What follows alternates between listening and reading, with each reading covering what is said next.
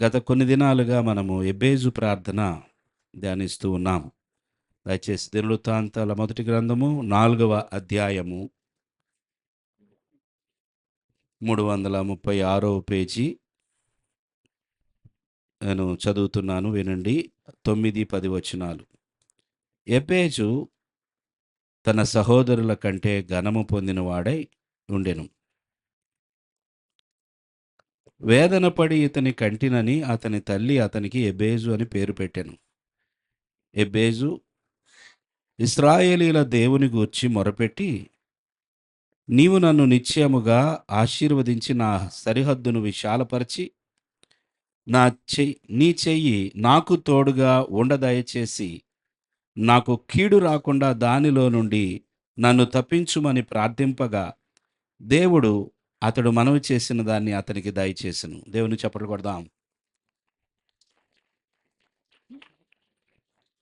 చూడండి ఎంత స్పష్టముగా ఒక సాక్ష్యం మన ఎదుట ఉన్నది అంటే, ఎబేజు అనే వ్యక్తి ఉన్నాడు. అతడు పుట్టినప్పుడు వేదన కలిగించాడు తల్లికి.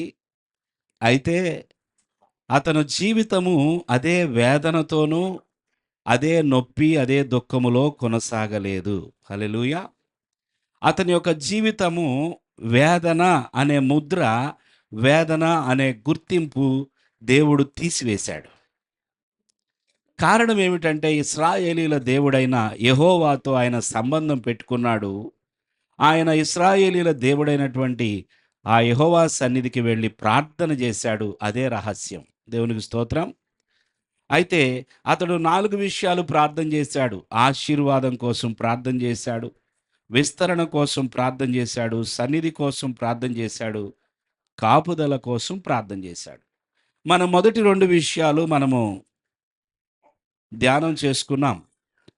ఆశీర్వాదము కొరకు అతడు ప్రార్థన చేసినప్పుడు ఎలా అన్నాడంటే, నీవు నన్ను నిశ్చయముగా ఆశీర్వదించు అన్నాడు. ఆమేన్. నీవు నన్ను నిశ్చయముగా ఆశీర్వదించు అన్నాడు. దాని గురించి విన్నాం మనం. ఆ తర్వాత అతడు నా సరిహద్దును విశాలపరచి అన్నాడు. అంటే నా సరిహద్దు అలాగే ఉండకూడదయ్యా, నా హద్దులు పెరగాలి. హల్లెలూయా. ఇది కూడా ఆశీర్వాదానికే గుర్తు. నా సరిహద్దు నేను ఎక్కడ ఉన్నానో అలాగే ఉండకూడదు, ఏ స్థితిలో ఉన్నానో అదే స్థితిలో ఉండకూడదు ప్రభువా. దయచేసి నా సరిహద్దును ఏం చేయాలి మీరు? ఎన్లార్జ్ మై టెరిటరీ, నా యొక్క సరిహద్దును విశాలపరచు అని అడిగాడు. ఇక మూడవదిగా చూస్తే అసలైనది, ఆ పైన ఉన్న రెండిటికి, కింద ఉన్న ఆఖరిలో చేసిన ప్రార్థనకు అన్నిటికీ సంబంధించింది ఏంటంటే, అతడు ఏమడుగుతున్నాడంటే, నీ చెయ్యి. హల్లెలూయా. ఎవరి చెయ్యి? నీ చెయ్యి. మనకి దేవుడు చేతులు ఇచ్చాడు. చేతులు ఇవ్వకపోతే ఎంత బాధపడేవాళ్ళమో తెలుసా? చేతులు లేని వారిని చూస్తే ఎంత బాధ, దుఃఖం కలుగుతుందో కదా. దేవుడు మనకి చేతులిచ్చినందుకు మనము ఎంతో కృతజ్ఞులం. ప్రతి అవయవమునిచ్చినందుకు ఎంతో కృతజ్ఞులం. హల్లెలూయా. అందుకే మన ప్రతి ఒక్కరి పుట్టినరోజు సందర్భంగా దేవుడు మనకి ఏ మేలు చేశాడో అది జ్ఞాపకం చేసుకొని కృతజ్ఞతలు చెల్లించాలి. హల్లెలూయా. దేవుడు మనకు చేసిన ఉపకారములను మర్చిపోకూడదు. తల్లి గర్భములో మనల్ని నిర్మించిన దేవునికి కృతజ్ఞతలు చెల్లించాలి. మనము పుట్టింది మనము మహిమపరచడానికి, కృతజ్ఞతలు చెల్లించడానికి. ఇప్పుడు చూడండి, ఇక్కడ ఎబేజు దేవుని చెయ్యి గురించి మాట్లాడుతున్నాడు, దేవుని హస్తము గురించి మాట్లాడుతూ ఉన్నాడు. ఎవరైనా మన వైపు చేతులు చాపితే బాగుండు అని ఎదురు చూస్తామా లేదా? ఆయా సమయాల్లో ఎంత గొప్ప వ్యక్తి అయినా ఒకానొక సమయంలో మరొక వ్యక్తి వైపు చూస్తాడు. ఆయన నాకు చేయి చాపితే బాగుండు, వీళ్ళు నాకు చేతులు చాపితే బాగుండు, కొంచెం నన్ను ఎంకరేజ్ చేస్తే బాగుండు, కొంచెం ముందుకి నడిపిస్తే బాగుండు అని ఎదురు చూస్తాం కదా. ఇప్పుడు ఎబేసు యొక్క మనస్సు, ఆయన నేత్రాలు ఎవరి చెయ్యి మీద ఉన్నది? ఎవరి హస్తము వైపు చూస్తున్నాడు? ఎవరి హస్తము ఆయనను దీవించాలని, ఎవరి హస్తము ఆయనకు తోడుగా ఉండాలని కోరుకుంటున్నాడంటే, దేవుని యొక్క హస్తం, నీ చెయ్యి నాకు తోడుగా. హల్లెలూయా! నీ చెయ్యి నాకు తోడుగా. నువ్వెప్పుడు నాకు తోడుగా ఉండాలయ్యా, నీ సన్నిధి కావాలి, నీ చెయ్యి నా మీద ఉండాలి. చూడండి, చిన్నపిల్లలు చాలా కాలం వరకు తల్లి గాని, తండ్రి గాని చెయ్యి పెట్టకపోతే నిద్రపోరు. ఆ చెయ్యి, వారి యొక్క టచ్, వారి యొక్క స్పర్శ వీరికి ఆదరణను కలిగిస్తది. ధైర్యాన్ని పుట్టిస్తది. చీకటికి భయపడరిక. శబ్దాలకు భయపడరు. ఎవరి చెయ్యి ఉందో వాళ్ళ మీద? దేవుని స్తోత్రం. తల్లి చెయ్యో, తండ్రి చెయ్యో. చూసారా? అదే దేవుని చెయ్యి ఎంత గొప్పది ప్రియులారా. మన మనస్సు ఎప్పుడైనా, దేవా నీ హస్తము నా మీద చాపు, దేవా నీ చెయ్యి నా మీద చాపయ్యా, నన్ను తాకయ్యా, నీ స్పర్శ కావాలి, నువ్వు నా ప్రక్కనే ఉన్నట్లుగా నాకు కావాలి. హల్లెలూయా! నీ చెయ్యి, దేవునికి స్తోత్రం. నీ చెయ్యి నాకు తోడుగా ఉండ దయచేసి. అది మూడో విషయం. నీ చెయ్యి నా మీద ఉండ దయచేయి ప్రభువా. దేవుని యొక్క చెయ్యి, దేవుని యొక్క హస్తము మనకు ఎంత అవసరమో మనము గుర్తించే వారముగా ఉండాలని దేవుడు మనతో మాట్లాడుతున్నాడు. హల్లెలూయా!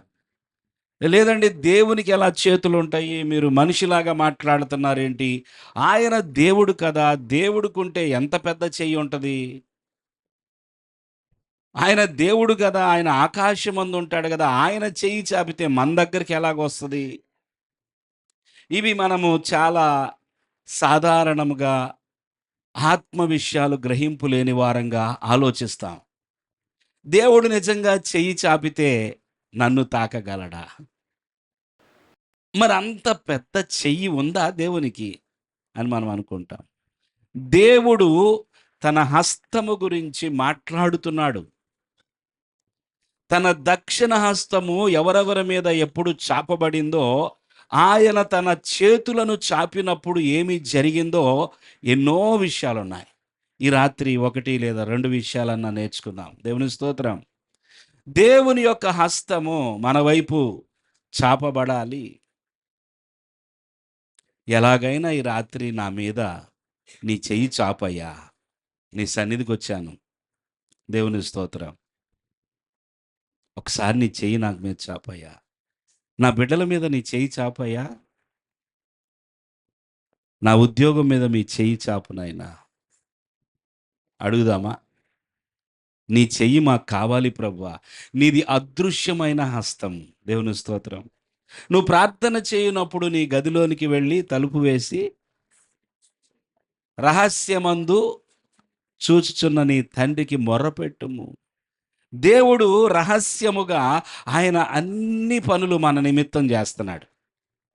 ఆయన హస్తము కూడా అదృశ్యమైన హస్తము. మనకు అనేక సార్లు మనము గుర్తించము, కానీ ఎవరు నిజంగా నన్ను బలపరిచారు, నేను ఎలా నడవగలిగాను ఇంత దూరం? హల్లెలూయా!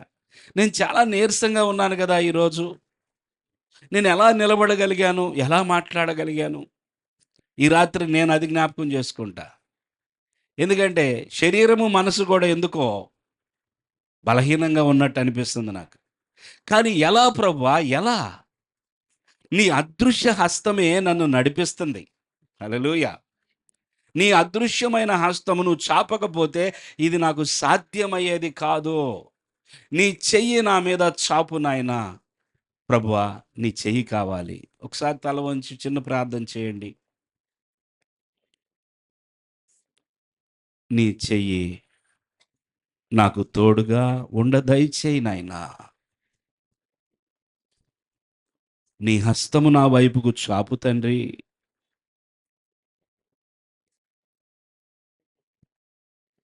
నీ చెయ్యి నాకు కావాలి ప్రభువా. ఎందరో చేతులు వెనక్కి తీసుకుంటే పర్వాలేదయ్యా, నీ చెయ్యి మాత్రం నాకు చాపబడి ఉండాలి. నీ చేతితో నన్ను ఆశీర్వదించు, నీ సన్నిధిని అనుగ్రహించు. నీ సన్నిధిని నేను అనుభవించేటప్పుడు నీ చెయ్యి నా మీద చాపబడి ఉన్నదని నేను ఎరుగుదును గాక. యేసు నామములో ఆమేన్.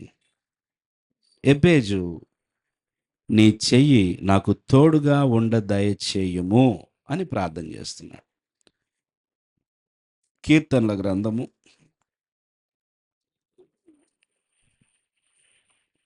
144 కీర్తన 7వ వచనం.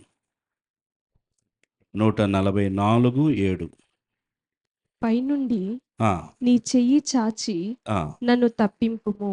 ఉమ్. మహాజలములలో నుండి అన్యుల చేతిలో నుండి నన్ను విడిపింపుము. గమనించండి, పైనుండి, దేవునికి స్తోత్రం, పైనుండి నీ చెయ్యి చాచి నన్ను తప్పించుము. ఎవరంటండి తప్పించేది? చెప్పాలి, అందరూ స్పందించాలి. దేవుని చెయ్యి. పైనుండి నీ చెయ్యి చాచి నన్ను తప్పించుము. ఎక్కడున్నా నేను? అడవిలో ఉన్నానా? ఫ్లైట్లో ఉన్నానా? బస్సులో ఉన్నానా? ఎక్కడున్నాను? ఆయన ఏమంటూ ఉన్నాడంటే, మహాజలములలో నుండి. వరద ఏమన్నా వచ్చిందేమో మనకు తెలీదు, లేదా ఆయనకి ఎదురైన పరిస్థితులు అలాగున్నాయేమో. మనం కొన్నిసార్లు మాట్లాడేది అది నిజమైనది కాదు, దానిని మనము అలా వివరించటానికి ప్రయత్నం చేస్తాం. మనము చెప్పాలనుకున్నది ఎదుటివారికి అర్థమవడం కోసం రూపకాలంకారం అంటారు కదా, అలా మాట్లాడతాం. ఇప్పుడు ఈయన ఏమంటూ ఉన్నాడంటే, అయ్యా, మహాజలములలో నుండి, అన్యుల చేతిలో నుండి నన్ను విడిపించు. దేవునికి స్తోత్రం. ఈ జలములు నన్ను ముంచివేయుచున్నవి ప్రభువా, ఈ జలములు నన్ను నాశనము చేయుచున్నవి ప్రభువా. నేను అగాధములోకి వెళ్ళిపోయాను ప్రభువా. నేను పైకి ఎక్కి రాలేని స్థితిలో ఉన్నానయ్యా. నేను పాతాళములోకి వచ్చేసాను ప్రభువా. నేను ఆ పాతాళపు అడుగున ఉన్నాను ప్రభువా. మహాజలములు నన్ను కప్పివేసిని ప్రభువా. ఎవరి గోడిది? యోనా. దేవుని స్తోత్రం. జలములు నన్ను కప్పివేసిని ప్రభువా. నేను ఇక పైకి ఎన్నటికీ రాకుండా తలుపులు ముయ్యబడ్డాయి ప్రభువా. కానీ దేవుడు మాత్రము యోనా అనుకుంటున్నట్లుగా దేవుని ఆలోచన ప్రణాళిక లేదు. దేవుని స్తోత్రం. నీవు సముద్ర అగాధములోకి వెళ్ళినా, నీవు చేప కడుపులోకి వెళ్ళినా, ఆ చేప సముద్ర అగాధములోకి నిన్ను తీసుకొని వెళ్ళినా, నా చెయ్యి, దేవునికి స్తోత్రం, నిన్ను విడిపించగలదు. నా చెయ్యి నీ మీదకి వస్తే నువ్వు మహాజలముల్లో కొట్టుకుపోతున్నావు. అది నీ పొరపాటు, అది అపవాది యొక్క శోధనం. నీవు మహాజలములో చిక్కుకుపోయావు. ఆ జలములు నిన్ను నశింప చేయక ముందే ఆయన చెయ్యి నిన్ను విడిపించాలి. దేవునికి స్తోత్రం. అందుకే కీర్తనాకారుడు ఎంతో విశ్వాసముతో ఈ ప్రార్థన చేస్తున్నాడు. అయ్యా, నీ చెయ్యి చాచి నన్ను తప్పించుము, మహాజలములలో నుండి, అన్యుల చేతిలో నుండి నన్ను. చాలామంది నన్ను పట్టుకున్నారయ్యా. ఏంటో, నీ అందు విశ్వాసము లేని వారి చేతిలో నేను పడిపోయా. నన్ను నాశనము చేయుటకు ప్రభువా శత్రువు నన్ను పట్టేసుకున్నాడయ్యా. ప్రభువా, దయచేసి నన్ను విడిపించు. హల్లెలూయా. మనం అనేక సార్లు మనలో ఉన్న విశ్వాసాన్ని ఎలా కోల్పోతామంటే, ఎక్కడో ఎవరో జీవితంలో దేవుడు ఆయనను విడిపించలేదనో, ఆమెను విడిపించలేదనో జ్ఞాపకం తెచ్చుకొని మనము మన లోపల ఉన్న విశ్వాసాన్ని కోల్పోయి మనం ప్రశ్నించే వారం అవుతాం. దేవుని చిత్తము ఎలాగున్నదో మనం ఎరగకుండా, అసలు జరుగుతున్న పరిస్థితులన్నీ మనకి తెలియనప్పుడు మౌనంగా ఉండకుండా అనేక సార్లు మనము దేవునికి ఆయాసకరంగా మాట్లాడతాము, ఆలోచిస్తాం. కానీ దేవుడు రక్షించిన ప్రజలు, దేవుడు కాపాడిన సందర్భాలు, దేవుడు అనేకుల విషయంలో అది సమయము కాదని చెప్పి వారిని కోరల్లోకి వెళ్ళిన సింహపు ఆ, గుహలో నుండి కూడా బయటికి లాక్కొచ్చా. అవి మనం జ్ఞాపకం తెచ్చుకోం. మన వ్యక్తిగత జీవితంలో దేవుడు భయంకరమైనటువంటి సిచ్యువేషను ఆ రాత్రి నీకు జ్ఞాపకం వస్తే ఇప్పటికీ నీకు వణుకు వస్తుందేమో, లేదా ఆ పగలు ఆ సిచ్యువేషను ఆ యొక్క ప్రమాదకరమైన పరిస్థితి జ్ఞాపకం వస్తే నీకు ఇప్పటికీ భయమేస్తుందేమో. అలాంటి సందర్భాల్లో నుంచి దేవుడు తప్పించాడు. అవి జ్ఞాపకం తెచ్చుకోం. మనకి ఎప్పుడూ కూడా నెగిటివ్. ప్రభువా, ఇటువైపు బస్సు, ఇటువైపు లారీ మధ్యలో నేను ఎలా ఉన్నాను ప్రభువా, నన్ను నువ్వు బ్రతికించకపోతే నేను ఉండేవాడిని కాదు కదా ప్రభువా అని అది జ్ఞాపకం తెచ్చుకో. ఎవరికో ఏదో జరగలేదు, దేవుడేం కాపాడతాడులే. దేవుడు విడిపిస్తాడా? మహాజలముల్లో నుండి నన్ను బయటికి లాగుతాడా? పేతురు మునిగిపోతున్నప్పుడు అడిగింది ఆయనే. ప్రభు ఏమన్నా పిలిచాడా? పేతురు, దోనిలో ఉన్నావా నువ్వు? ఎందుకు దోనిలో ఉన్నావు? నీళ్ల మీద నడిచి రావచ్చుగా అన్నాడా దేవుడు? అన్నాడా? ఈయనే కదిలించుకున్నాడు కదా. దాన్ని ఏమంటాం మనం? ఏమనొద్దులేండి ప్రస్తుతానికి.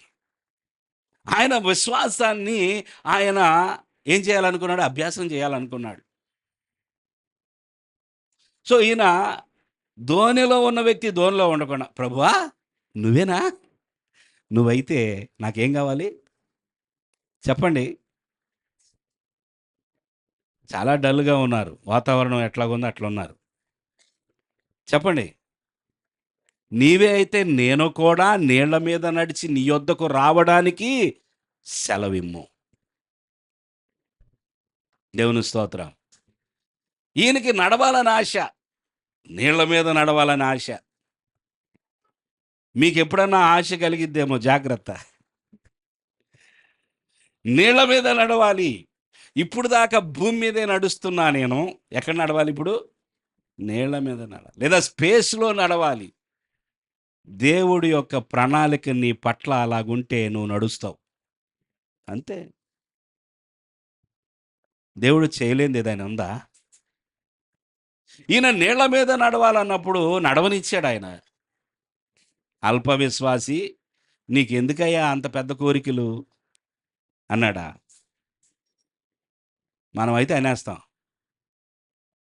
ఎదుటి వాళ్ళని తోలనాడటం అంటే మనకి చిటికెన వేలుతో పని. నువ్వా వేస్ట్ ఫెలో, నీ వల్ల కాదు. నువ్వేం చేస్తావు? నువ్వా చేసేది? రమ్మన్నాడు ప్రభు. మునిగిపోతూ ఉండగా ప్రభువా నన్ను రక్షించు అని కేక వేశాడు. ఆయన తన చెయ్యి చాపి అతన్ని పైకి లేపి, దేవునికి స్తోత్రం. దేవుని హస్తం, దేవుని యొక్క చెయ్యి ఉన్నది. ఆయన అదృశ్య హస్తం, ఇక్కడ కనబడే హస్తమే పేతురు విషయంలో. ఎందుకంటే ఆయన భూమి మీద మనిషిగానే ఉన్నాడు, అప్పుడు ఈ శరీరంలో ఉన్నాడు. ప్రభు ఆయన చేతిని పట్టుకొని లేపాడు. అల్పవిశ్వాసి, దేవుని చెయ్యి నీకు సహాయపడుతుందని తెలిస్తే ఎబ్బేజు ఒక్కసారే చేశాడేమో కానీ నువ్వు రోజు చేస్తావు. ప్రభువా నీ చెయ్యి, ప్రభువా నీ చెయ్యి చాపు, ప్రభువా నీ చెయ్యి నాకు తోడుగా ఉండను దయచేయి, ప్రభువా నీ చెయ్యి కావాలి ప్రభువా. ఇదే ప్రియులారా, మహాజలములలో నుండి, ఎక్కడి నుంచి? మహాజలములలో నుండి, అన్యుల చేతిలో నుండి నన్ను విడిపించయ్యా. నీ చెయ్యి చాపు నాయనా, నీ చెయ్యి చాపు.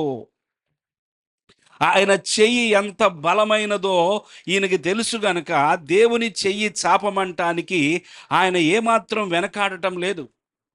దేవుని యొక్క హస్తము యొక్క బలం ఎంతో ఆయనకి తెలుసు. ఆమేన్. నువ్వు కూడా తెలుసుకుంటే మేలు.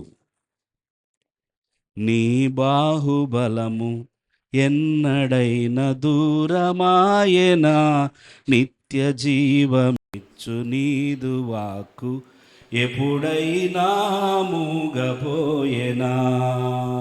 పడదాం. నీ బాహుబలము ఎన్నడైన దూరమాయనా, నిత్య జీవమిచ్చు నీదు వాకు ఎప్పుడైనా ఊగబోయేనా. నిర్మల హృదయుడా నా దీపము వెలిగించితివి యేసయ్యా, అపారమైనది నాపై నీకున్న అత్యున్నత ప్రేమ. నీ బాహుబలము ఎన్నడై దూరమాయన నిత్య జీవమిచ్చు నీదువా ఎప్పుడైనా మూగపోయేనా. దేవుని బాహువుకు బలమున్నది. హల్లెలూయా. దేవుని యొక్క హస్తానికి చాలా బలమున్నది. చూడండి, ఇక్కడ ఉన్నటువంటి ఈ పుల్పిట్, ఈ ఐరన్ పుల్పిట్ని నేను ఒకవేళ ఒక చేత్తో లేపాలనుకున్నాను అనుకోండి, లేపలేకపోయాను అనుకుందాం. అప్పుడు ఏం చేస్తాను నేను చెప్పండి? రెండో చేయి కూడా కలుపుతా. ఆమేన్. ఇప్పుడు నాకు కావాల్సింది ఏంటంటే ఈ పుల్పిట్ని లేపి అక్కడ పెట్టాలి. ఒక చేత్తో నేను ప్రయత్నించాను, నా వల్ల కాలేదు. ఇంకో చేయి కూడా పెట్టాను. ఈ రెండు చేతులు పట్టుకున్నా కూడా చప్పట్లు కొడదాం. ఈ రెండు చేతులతో కూడా ఏం చేయలేకపోయాను. అప్పుడు ఏమంటానంటే, శైలస్ కొంచెం రా బాబు, ఏ నీ చెయ్యి కూడా వెయ్యి. ఆయన కూడా వచ్చాడు. అదే ఆ మాంత్రికుడిని ఏదో చేయలేకపోయారు కదా స్కిట్లో. ఎవరు ఆ కుర్చీలో అతుక్కుపోయిన వాడిని బయటికి లాగలేకపోతున్నారు. ఎంతమంది వచ్చినా అతుక్కుపోతున్నారు, కానీ విడుదల లేదు. వచ్చి అందరూ ఆ గుంటలోనే పడిపోతున్నారు కదా. అప్పుడు ఆయన చెయ్యి, ఆయన కూడా వచ్చినా వల్ల కాలేదు. అయ్యా కిట్టు, నువ్వు కూడా ఒక చెయ్యి, ఇది లేపాలి. మనము ఎన్ని చేతులు వేసినా మనము ముందుకు వెళ్ళలేని పరిస్థితులు వచ్చినప్పుడు, ఎవరు చేతులు నీ వైపు చాపినా నువ్వు బయటికి రాలేకపోతున్నావు, ఎవరి చేతులు సహాయము కూడా నీకు పని చేయట్లేదో, దేవునికి స్తోత్రం చెల్లిద్దాం. అప్పుడు ఏం చేయాలి?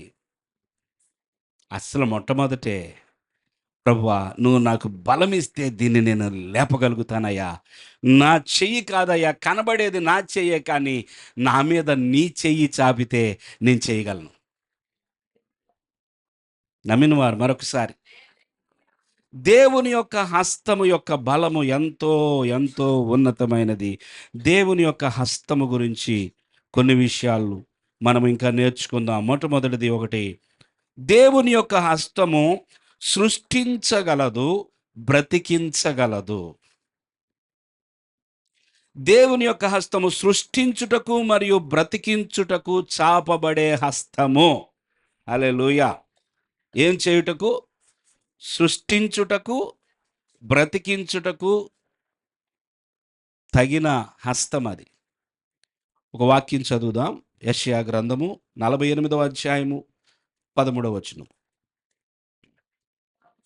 నా హస్తము భూమి పునాది వేసెను, నా కుడి చెయ్యి ఆకాశ వైశాల్యములను వ్యాపింపచేసెను. నేను వాటిని పిలువగా తప్పకుండా అవన్నీయూ నిలుచును. హల్లెలూయా. ఎంత అద్భుతమైన మాట ప్రియులారా. దేవుడు ఏమని మాట్లాడుతున్నాడో తెలుసా? జాగ్రత్తగా వింటున్నారు కదా. నా హస్తము, దేవునికి స్తోత్రం, నా హస్తము భూమి పునాది వేసెను. భూమికి పునాది ఉన్నది అని మీకు తెలుసా? ప్రతి ఇంటికి పునాది ఉంటుంది, అవునా? మరి భూమికి పునాది ఉన్నదా? ప్రతి ఇల్లు భూమి మీద కట్టబడుతుంది. మరి భూమికి పునాది లేదా? వాక్యం చెప్తుంది, నా హస్తము భూమికి ఏం చేసింది? పునాది వేసి. అంటే ఆయన మేస్త్రి గారు, మేషన్, భూమికి పునాది వేశాడంట. ఎలా వేశాడో మనకు తెలీదు. కానీ పునాది మాత్రం ఆయన వేశాడు. నా హస్తము భూమి పునాది వేశాడు. నా కుడి చెయ్యి, ఏ చెయ్యి? నా కుడి చెయ్యి ఆకాశ వైశాల్యములను వ్యాపింపచేసెను. ఆకాశం ఎంత గొప్పదో మన వల్ల కాదు. నేను వాటిని పిలువగా ఒకటి తప్పకుండా అవన్నీ నిలుచును. దేవుడు ఏం చేస్తాడంట? ఆయన సృజించిన వాటిని పిలుస్తాడంట. ఆయన చెయ్యి ఏదైతే చేసిందో వాటిని పిలుస్తాడంట. అవన్నీ కూడా మాట వింటాయి. వింటాయా వినవా?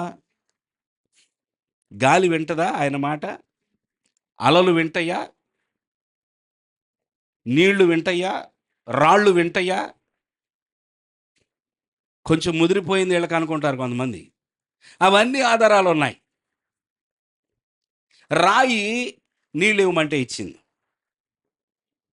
ఒక మొక్క, ఒక చెట్టు ఆకు తీసుకెళ్ళి నీళ్ళల్లో వేస్తే చేదు నీళ్ళు కాస్త తీపైపోయింది. ద్రాక్ష రసము అయిపోయిందంటే నీళ్ళను ఆశీర్వదిస్తే ద్రాక్ష రసం అయిపోయింది. అంటే దేవుడు తన సృష్టిలో ఏదైనా సరే ఆయన పిలిస్తే అది మాట వింటది.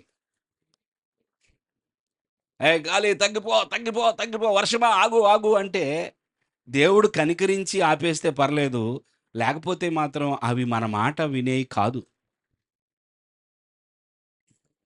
మన మాట భూమి వినదు. కదులుతుంది అనుకోండి, ఇప్పుడు ఒకవేళ అందరం ఎక్కడికి పరిగెడతాం? బైబిల్ స్టడీ లేదు, ఏం లేదు, బతికితే చాలరా బాబు, కిందకు పరిగెట్టిపోతాం. ఈలోపు ఎవరెవరిని తొక్కేస్తారో తెలీదు. ఎందుకంటే భూమి కదులుతుంది. ఎవరైనా నిలబడగలిగే విశ్వాసంతో, ఏ భూమి నిలువు.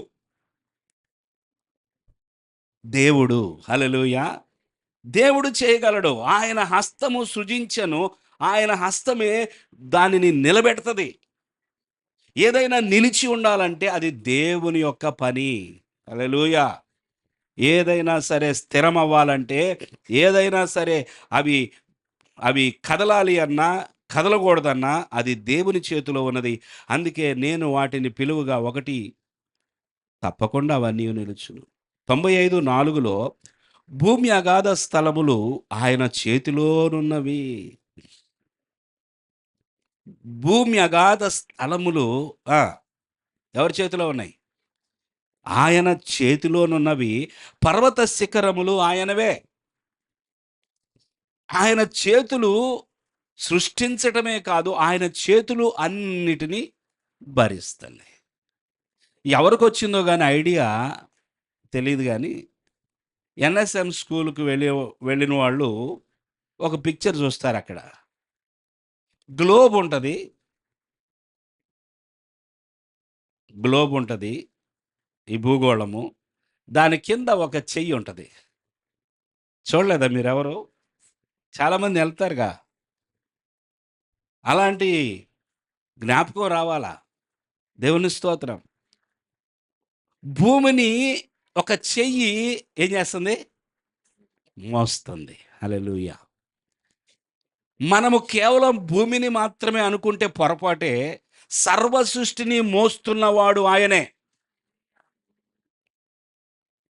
కేవలము భూమిని మాత్రమే కాదు, భూమి ఆకాశములు అన్నిటినీ కూడా ఆయన చెప్పాలి తన చేతిలో పెట్టుకున్నాడు. దేవునికి స్తోత్రం.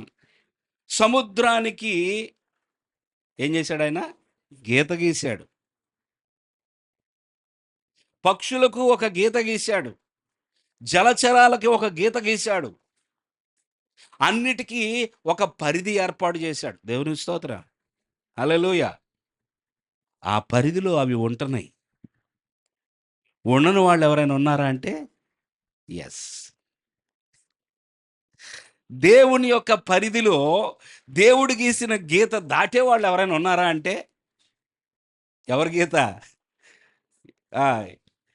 ఏ గీతల గురించి వద్దు, ఒక గీత జ్ఞాపకం తెచ్చుకోండి. అది దేవుని గీత, దేవుని యొక్క పరిధి. దేవుని యొక్క పరిధి ఇది అని గీత గీస్తే, దేవుడా నువ్వు గీసావు కానీ నేను దాటాలనుకుంటున్నా.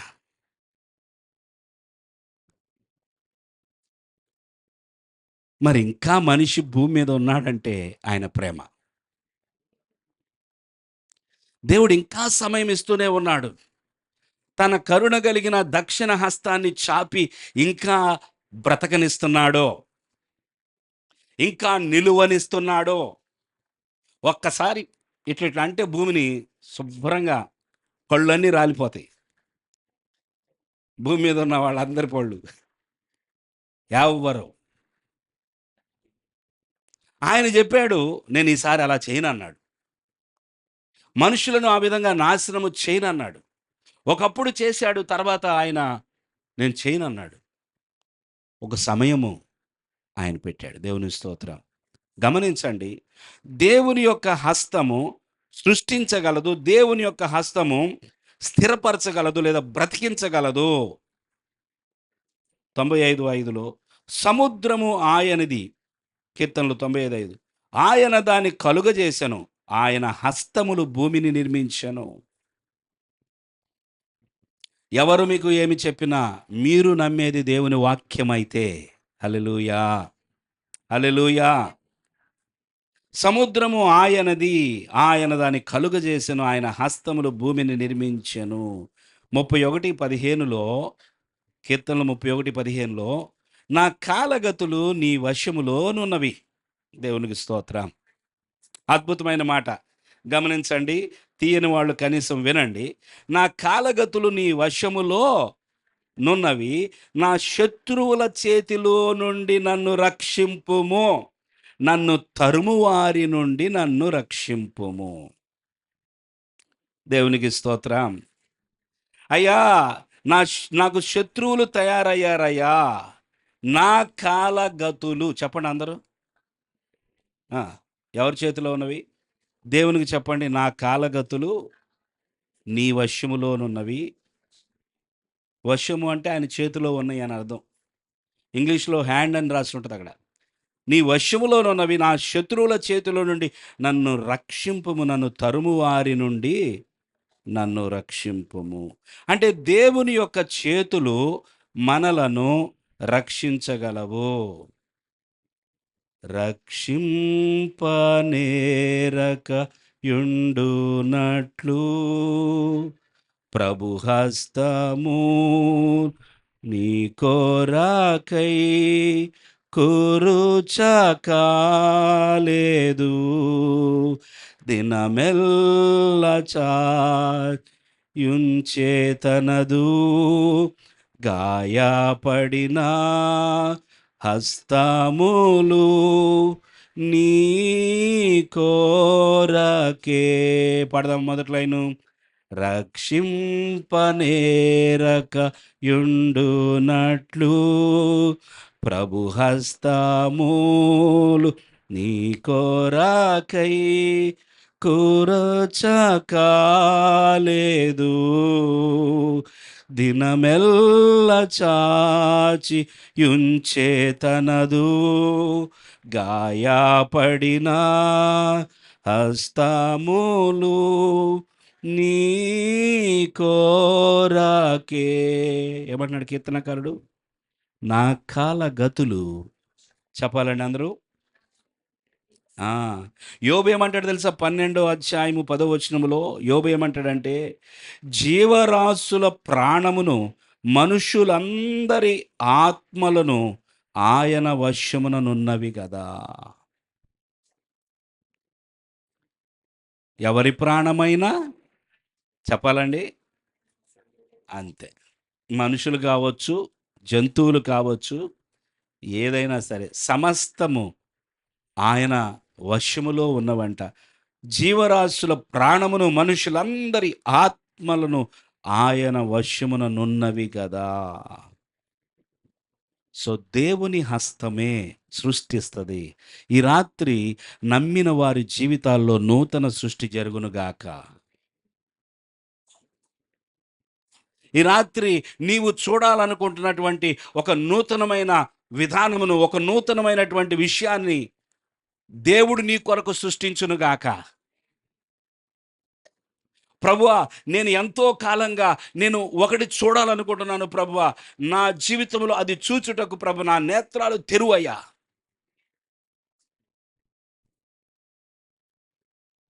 ఎందుకంటే నీ హస్తమే సృష్టించగలదు.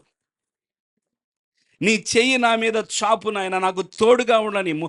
నీది సృష్టించే హస్తము, దేవునికి స్తోత్రం. నీది రక్షించే హస్తము, బ్రతికించే హస్తము. నా కాలగతులు నీ చేతిలో ఉన్నవి నాయన. సృష్టించాలన్నా నిలబెట్టాలన్నా నీ చెయ్యి. హల్లెలూయా.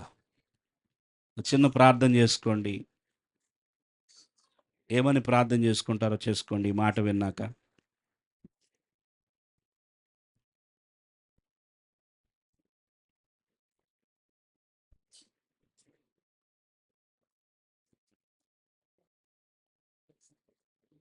Thank you lord.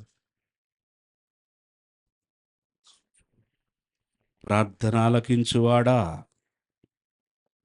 సర్వ శరీరులు నీ వద్దకు వచ్చెదరు. మేము వచ్చాము నాయన. సృష్టించే హస్తమును బట్టి స్తోత్రం, బ్రతికించే హస్తమును బట్టి స్తోత్రం. దేవుని స్తోత్రం. ఆమెన్. చూడండి, యోహాను సువార్త 10వ అధ్యాయం 2వ విషయము. మొదటిది సృష్టించే హస్తము, బ్రతికించే హస్తము. రెండవది కాపాడే హస్తం. తర్వాత మాటలో ఆయన అదే అడుగుతున్నాడు, నన్ను కాపాడమని. యోహాను సువార్త 10:29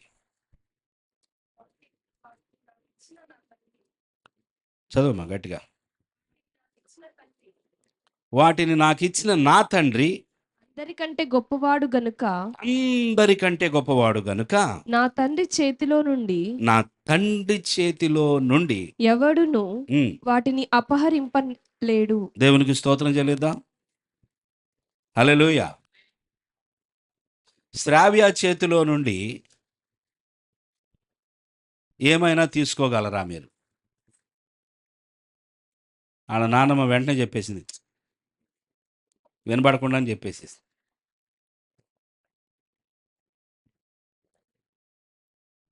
పిల్లలు అనేక మంది వారి చేతుల్లో నుండి ఫోన్ తీయలేకపోతున్నారు. ఇప్పుడు తల్లిదండ్రులు తీయగలుగుతున్నారా? ఇప్పుడు ఇంతకీ వాళ్ళ చేతులు బలమైనవా, వీళ్ళ చేతులు బలమైనవా? అర్థం కావట్లేదు అది. వాస్తవానికి తల్లి చేయ బలమైంది, తండ్రి చేయ బలమైంది.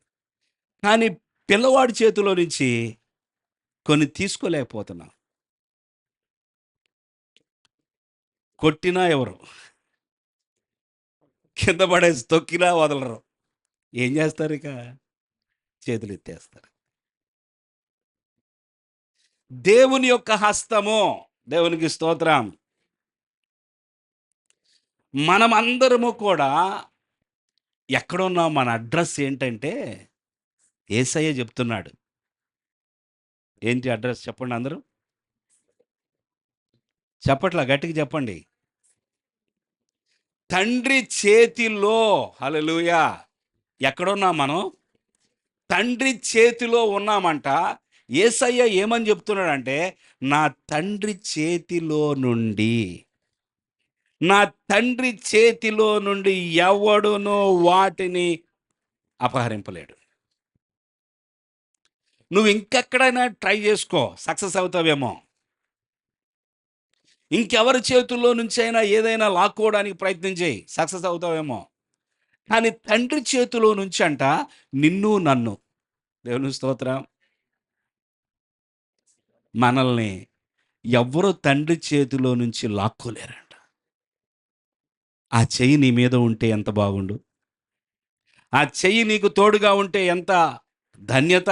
ఆ చెయ్యి నిన్ను నీ కుటుంబాన్ని నడిపిస్తూ ఉంటే ఎంత ఆశీర్వాదము. ఎవరూ కూడా దొంగిలించలేని అంత బలమైన చెయ్యది. బ్యాంక్స్కి సాధారణంగా బ్యాంకు వాళ్ళకి ఎంత ప్రొటెక్షన్ ఉంటుంది? డబ్బులు ఉన్న దగ్గర ఉంటుందా ఉండదా? లేకపోతే బ్యాంకులు ఎందుకుంటే ఇంకా ఈరోజు చాలా ప్రొటెక్షన్ ఉంటుంది. అయినా కూడా మనం ఆయా సమయాల్లో ఏం వింటాం? బ్యాంకు దోపిడీ. అర్థమవుతుంది కదా? ఈ బ్యాంకుని పలానా ఊర్లో ఉన్న బ్యాంకుని దోచుకున్నారంట. ఎలా సాధ్యమైంది? అమ్మో! ఎంత బలమైన ఆయుధాలు ఉపయోగించారు వాళ్ళు.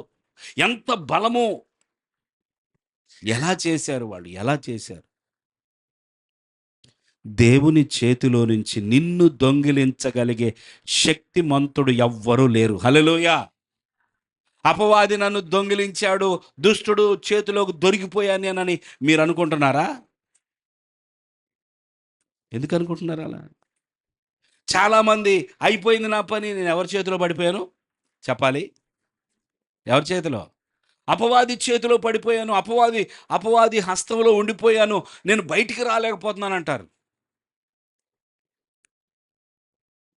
నీ విశ్వాసం అలాగుంది.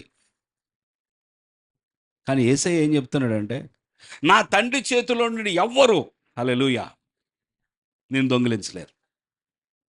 నిన్నెవరు అపహరించలేరు. కొన్నిసార్లు తాళం వేయకపోయినా ఎవరు రారు. అంటే వేయొద్దంట్లా. ఏంటది? కొన్నిసార్లు నీ వాహనానికి కూడా తాళం అక్కడ పెట్టేసి వచ్చావు. ఎవరు దాన్ని టచ్ చేయరు. కొన్నిసార్లు నీ జ్యువెలరీ ఎక్కడో మర్చిపోయి వచ్చావు. మళ్ళీ పరిగెత్తుకొని వెళ్తే అది అక్కడే ఉంటుంది.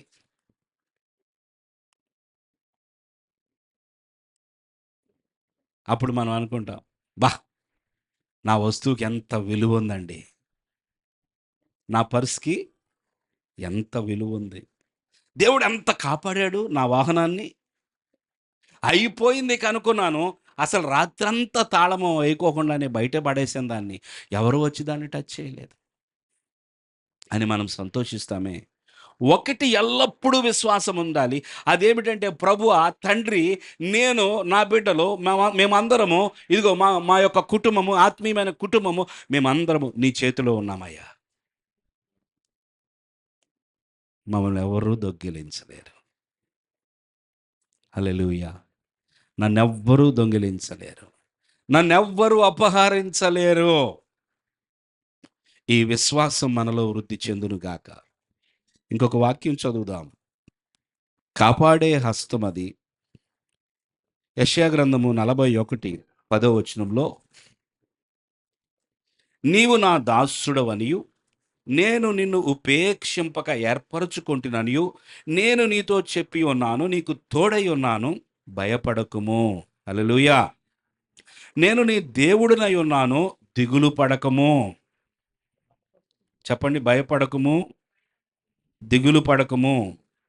నేను నిన్ను బలపరుతును, నీకు సహాయము చేయవాడను నేనే, నీతి అను నా దక్షిణ హస్తముతో నిన్ను ఆదుకొందును. చప్పట్లు కొడదాం దేవునికి.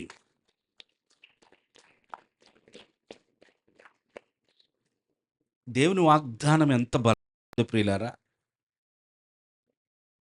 నీవు నా దాసుడవు. హల్లెలూయా! నువ్వు నా దాసుడవు, నేను నిన్ను ఉపేక్షింపక ఏర్పరచుకొంటిని. మనం ఏర్పాటు చేసుకున్నామా, దేవుడు ఏర్పాటు చేసుకున్నాడా మనల్ని? మొట్టమొదట ఆయనే మనలను ఏర్పాటు చేసుకున్నాడు. దేవునికి స్తోత్రం. ఏర్పరచుకొని నియమించాడంట. దేవుడిని మనము కోరుకోకముందే దేవుడు మనల్ని కోరుకున్నాడు. దేవుడు తన ప్రణాళికల్లో మనల్ని ఉంచాడు. దేవుని స్తోత్రం. నీవు నా దాసుడవో, నేను నిన్ను ఏర్పరచుకుంటుని. దేవుని స్తోత్రం. నిన్ను ఉపేక్షింపక, ఏం చేయలేదంట దేవుడు? ఉపేక్షింపక ఏర్పరచుకొంటిననియు నేను నీతో చెప్పి ఉన్నాను, నీకు తోడై ఉన్నాను, భయపడకము. దేవుని హస్తము మన మీద ఉన్నది అంటే ఆయన తోడుగా ఉన్నాడు, ఆయన సన్నిధి ఉన్నది. నేను నీకు తోడై ఉన్నాను, భయపడకము. నేను తోడుగా ఉన్నా కూడా నువ్వు భయపడుతూ ఉన్నావేమో, నేను నీ దేవుడినై ఉన్నాను, దిగులు పడకము. నేను నిన్ను బలపరుతును, నీకు సహాయము చేయువాడను నేనే, నీతి అను నా దక్షిణ హస్తముతో నిన్ను ఆదుకొందును. ఎవరంట ఆదుకునేది? ఆయన హస్తము. చెప్పండి, ఎవరు ఆదుకుంటారు మనల్ని? ఏ సమయంలోనైనా సరే మనల్ని ఆదుకునేది ఏమిటంటే దేవుని హస్తము. హల్లెలూయా! దేవుని హస్తము మనల్ని ఆదుకుంటే మనకిక ఏమి కొదవవుతుంది గ్రహించండి. అందుకే యెషయా గ్రంథంలోనే అనుకుంటా, జలములలో నేను వెళ్ళినను అవి నా మీద పారవు.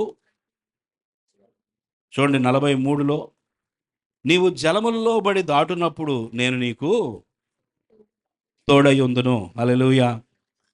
నదులలో బడి వెళ్ళునప్పుడు అవి నీ మీద పొర్లి పారవు. నీవు అగ్ని మధ్యను నడుచునప్పుడు కాలిపోవు. జ్వాలలు నిన్ను కాల్చచాలవు. ఏం వాగ్దానం ఇది? నువ్వు ఎక్కడున్నా కూడా, నువ్వు ఎటు వెళుతున్నా కూడా, నువ్వు ఏ పరిస్థితిలో ఉన్నా కూడా నేను నీకు తోడుగా ఉంటాను. హల్లెలూయా! నా హస్తమే నిన్ను కాపాడతది. నా కాపాడే హస్తము నీకు తోడుగా ఉంటే, దేవునికి స్తోత్రం. ప్రతిదినం ఈ వాగ్దానాలను మనం పట్టుకోవాలి. అయ్యా! ఈ వాగ్దానం చాలు నా జీవితానికి. ప్రభువా, ఇక నేను భయపడను, దిగులు పడను. హల్లెలూయా! నేనిక భయపడను, దిగులు పడను. ఈ వాగ్దానము చాలు ప్రభువా, నేను ముందుకెళ్ళిపోతాను. జలములలో బడి నేను వెళ్ళినా అవి నా మీద పారవు. జలములలో బడి నేను వెళ్ళినా అవి నా మీద పారవు. అగ్నిలో నేను నడచినా జ్వాలలు నన్ను కాల్చజాలవు. అగ్నిలో నేను నడచినా జ్వాలలు నన్ను కాల్చజాలవు. హల్లెలూయా! హల్లెలూయా! పాడదాం. హల్లెలూయా! హల్లెలూయా! హల్లెలూయా! ఆమేన్. నేను వెళ్ళే మార్గము నా యేసుకే తెలియును. నేను వెళ్ళే మార్గము నా యేసుకే తెలియును. హల్లెలూయా! దేవుని హస్తము బలమైనది. దేవుని చెయ్యి బలమైనది. దేవుని చెయ్యి కదిలింది అంటే దాని అర్థం మన జీవితంలో దేవుని శక్తిని చూడబోతున్నాం. దేవుని యొక్క హస్తము చాపబడిందంటే అర్థం నీ జీవితంలో దేవుని శక్తి ఏమిటో నువ్వు సాక్ష్యం ఇవ్వబోతున్నావు ఇక. సో ఈ రాత్రి ఒకవేళ మనం గనక ఈ ప్రార్థన చేస్తే, ప్రభువా, ఎబేజు చేసిన ప్రార్థన, నీ చెయ్యి నాకు తోడుగా దయచేయి. నీ చెయ్యి ప్రభువా, నీ హస్తమే నాకు తోడుగా ఉండాలి ప్రభువా. ఎవరు ఉన్నా ఎవరు విడిచిపెట్టినా పర్వాలేదు, నీ చెయ్యి మాత్రం నాకు దూరం అవ్వకూడదు. హల్లెలూయా! దేవుని యొక్క హస్తము నీకు తోడుగా ఉన్నప్పుడు, నీ దగ్గర నుంచి కొన్ని తీసివేయబడినా, నీ దగ్గర నుంచి ఏమైనా పోయినా, నీకు ఏమి జరిగినా, దేవుని హస్తం నీ మీద ఉన్నప్పుడు నువ్వు భయపడవు, దిగులు పడవు, నువ్వు ముందుకే వెళ్తావు. ఆయన హస్తము అద్భుతములను చేస్తుంది. హల్లెలూయా! ఆ విషయం తర్వాత నేర్చుకుందాం. 2 విషయాలు: సృష్టించే హస్తము, బ్రతికించే హస్తము, కాపాడే హస్తము లేదా రక్షించే హస్తము. దేవుని యొక్క హస్తము, ఇంకా అనేక విషయాలున్నాయి. నేర్చుకుందాం ప్రభువుకు మనకు నేర్పించినప్పుడు. దేవుని బిడ్డలారా, ఈ శ్రేష్టమైన మాటలను, ఆయన వాగ్దానాలను నిర్లక్ష్యం చేయకండి. హల్లెలూయా! దేవుడు నిజంగా నీతో మాట్లాడుతున్నాడని గ్రహించి ఆయన హస్తం కొరకు ప్రార్థన చేయండి. నీ హస్తం నా మీద చాపు నాయనా. అది ఉంటే చాలు ప్రభువా, చాలయ్యా. నీ హస్తం ఉంటే ఆశీర్వాదం ఉన్నట్లే, నీ హస్తం ఉంటే నా సరిహద్దులు విశాలపరచబడినట్లు, నీ హస్తం ఉంటే కీడు నా దరికి. హల్లెలూయా.